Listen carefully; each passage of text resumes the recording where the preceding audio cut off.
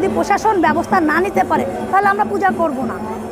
তো অবশ্যই বিশৃঙ্খলা আশঙ্কা করছি বলেই তো আমরা বর্তমান সরকার যিনি তার কাছে আমরা বলেছি যে আমাদের নিরাপত্তা দিতে হবে, এবং ওনারা তখনই তার প্রেক্ষিতে আমাদের মাদ্রাসার ভাইরা বলেছে তারা নিরাপত্তা দেবে। আমাদের ধর্ম উপদেষ্টা এটা বলেছে যে প্রয়োজনে নিরাপত্তা দেবে মাদ্রাসার ছেলেপেলে, কিন্তু তাদের এই যে মানে বলাতে আমি তাদের প্রতি কৃতজ্ঞতা প্রকাশ করছি আমার ভাইদের, কারণ এটা যে হিন্দু মুসলিম খ্রিস্টান বৌদ্ধর দেশ সেটা ওনারা প্রমাণ করছেন। কিন্তু আমরা যেহেতু বাংলাদেশের নাগরিক তাই আমরা চাচ্ছি যে নিরাপত্তা দিবে আমাদের প্রশাসন, ভাইদের দেওয়ার দরকার নাই।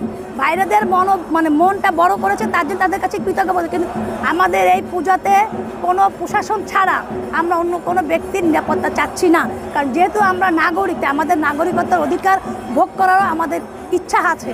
তাই আমরা প্রশাসনের কাছে দাবি করছি যে এই প্রশাসন আমাদের পুলিশ এবং আর্মি তারা আমাদের এই নিরাপত্তা দিবে। এবং আপনারা জানেন সবসময় একটু আশঙ্কা আমাদের প্রত্যেকেই থাকে, এবার একটু তার থেকে ব্যতিক্রম আরও বেশি, যে ভিতর কিছু আসছে যে আমরা অঘটন ঘটতে পারে, তার জন্য আমরা চাচ্ছি কঠোর নিরাপত্তা।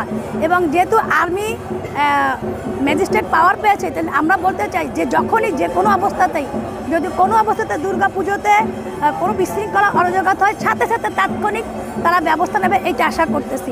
আর যদি প্রশাসন ব্যবস্থা না নিতে পারে তাহলে আমরা পূজা করব না, কারণ আমরা প্রশাসনের সাহায্য চাই। আমরা কিন্তু অন্য কাউকে ছোট করতেছি, তাদের প্রতি কৃতজ্ঞতা প্রকাশ করতেছি, কিন্তু আমরা যেহেতু নাগরিক আমরা প্রশাসনের সাহায্য চাই।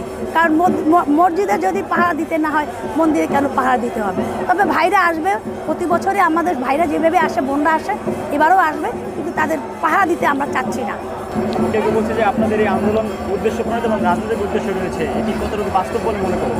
এটা তো আসলে কি বলবো, সনাতনী সম্প্রদায় এখানে যে যার মতো করেছে, এখানে তো কোনো রাজনৈতিক কিছুই হচ্ছে না। কারণ এতদিন আমাদের সনাতনী সম্প্রদায়ের পিছনে যে রাজনৈতিক প্রেক্ষাপট তো আসতেছে না। আমার পূজা, আমার সনাতনী সম্প্রদায়, আমার অনুষ্ঠান, আমার দেশ, এখানে রাজনৈতিক প্রেক্ষাপট তো চাচ্ছি না। সনাতন সম্প্রদায়টা শান্তির সম্প্রদায়, এবং তারা কিন্তু কখনো কোনো অবস্থায় অতীতেও দেখবেন সারা বিশ্ব জানে যে সনাতনী সম্প্রদায় কোনো রকম অরাজকতা কোনো রকম বিশৃঙ্খলা কিন্তু করে নেই, এবং দেশের কোনো ক্ষতিও তারা কোনো আজ পর্যন্ত কোনো সনাতনী সম্প্রদায়ের লোকজন ক্ষতি করেছে, দেশের দ্বারা কোনো ক্ষতি হয়েছে এরকম কিন্তু নাই। আমরা শান্তিতে নিরাপত্তার সহিত আমাদের কৃষ্টি কালচারগুলো পালন করতে চাই। যেহেতু এই বাংলাদেশ আমার, সেহেতু আমি এই বাংলাদেশের অধিকারটা ভোগ করতে চাই।